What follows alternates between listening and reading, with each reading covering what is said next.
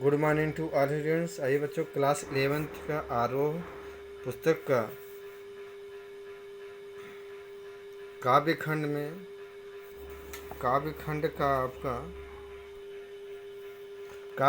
का first chapter जो कि कबीर दास पर है, कबीरदास की रचनाओं पर आधारित है। पहला चैप्टर है कबीर।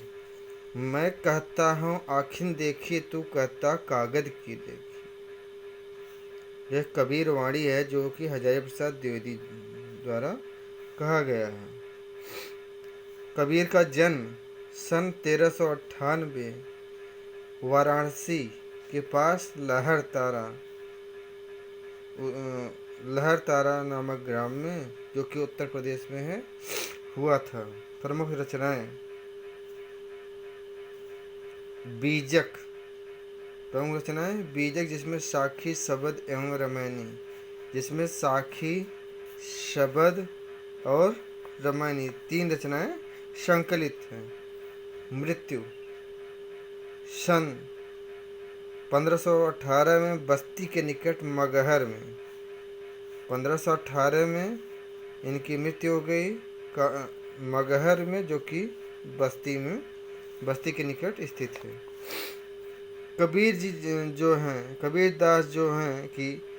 कबीरदास भक्ति काल के निर्गुण धारा ज्ञानाश्रयी शाखा के प्रतिनिधि कवि हैं।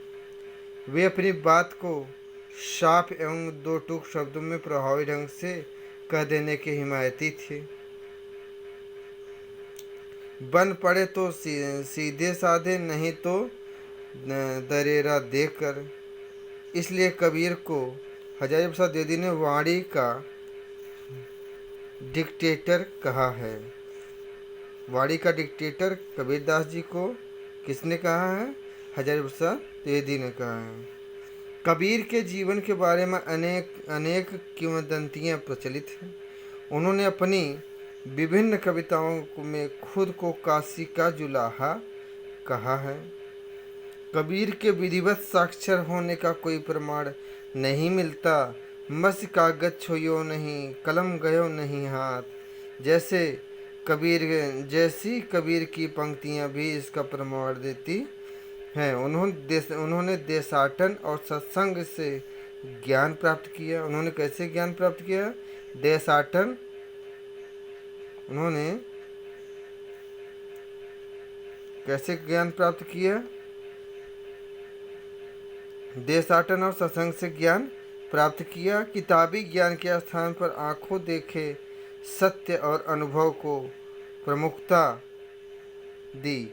उनकी रचनाओं में नाथों, सिद्धों और सूफी संतों की बातों का प्रभाव मिलता है। वे कर्म कांड और वेद विचार के विरोधी थे तथा जाति भेद, वर्ण भेद और संप्रदाय भेद के स्थान पर प्रेम, सद्भाव और समानता का समर्थन करते थे।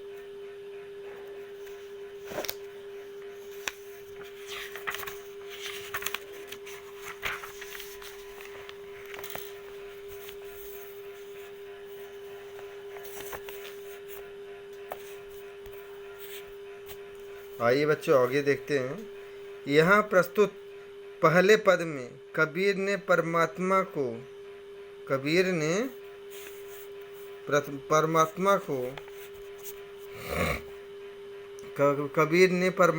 को सृष्टि के कण कण में देखा है, ज्योति रूप में स्वीकारा है तथा उसकी व्याप्ति चराचर संसार में दिखाई है।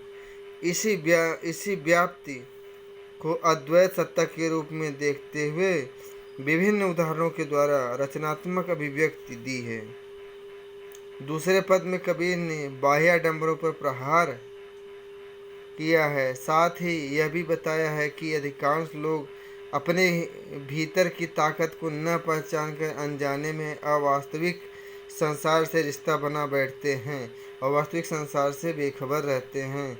दोनों पद जयदेव सिंह और वासुदेव सिंह द्वारा संपादित कबीर वाङ्मय खंड 2 शब्द से लिए गए हैं। तो बच्चों अगला क्लास तो बच्चों हम अगले क्लास में मिलते हैं, तब तक नमस्कार।